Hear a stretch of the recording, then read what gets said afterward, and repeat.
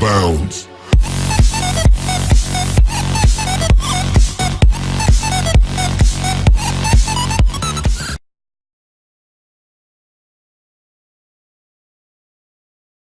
آئیے دوستو، آج ہم بات کریں گے دوسری جنگ عظیم کی۔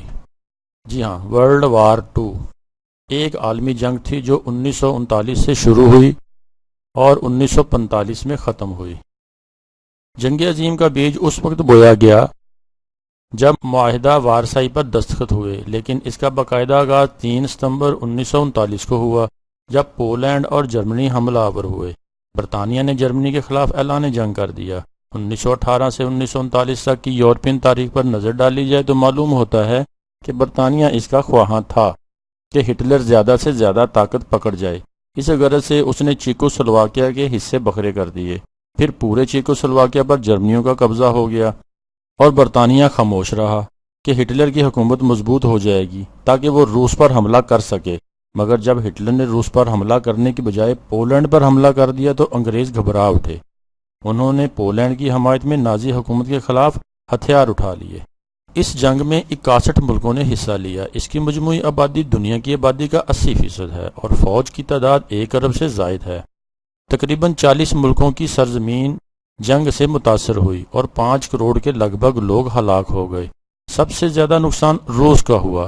تقریباً 2 کروڑ روسی مارے گئے اور اس سے اور کہیں زیادہ زخمی ہوئے۔ روس کے 1710 شہر اور 70,000 گاؤں اور 32,000 کارخانے تباہ ہوئے۔ پولینڈ کے 6 لاکھ، یوگوسلواکیہ کے 17 لاکھ، فرانس کے 6 لاکھ اور برطانیہ کے 3,75,000 اور امریکہ کے 4,05,000 افراد ہلاک ہوئے۔ 65 لاکھ جرمن موت کے گھاٹ اتارے گئے اور 16 لاکھ کے قریب اٹلی اور جرمنی اور دوسرے حلیف ملکوں کے افراد ہلاک ہوئے۔ جاپان کے 19 لاکھ آدمی مارے گئے۔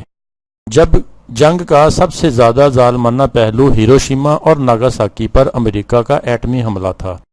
جاپان تقریباً جنگ ہار چکا تھا، لیکن دنیا میں انسانی حقوق کے نام نہاد ٹھیکیدار امریکہ نے اپنی طاقت کا مظاہرہ کرنے کے لیے لاکھوں لوگوں کو موت کے گھاٹ اتار دیا۔ دوسری جنگ عظیم میں بر صغیر میں بہت سی تبدیلیاں رونما ہوئیں۔ اس جنگ کی وجہ سے جہاں کروڑوں انسانوں کو نقصان ہوا، وہیں ہندوستان کے لوگوں کو فائدہ بھی ہوا۔ آزادی بھی ملی کیونکہ برطانیہ کی معیشت اس جنگ کی وجہ سے کافی کمزور ہو گئی تھی اور وہ جنوبی ایشیا کے کروڑوں لوگوں جو پہلے ہی بپری ہوئی تھی کو نہیں سنبھال سکتا تھا۔ اس جنگ کی وجہ سے بھارت اور پاکستان کی آزادی کی راہ ہموار ہو گئی۔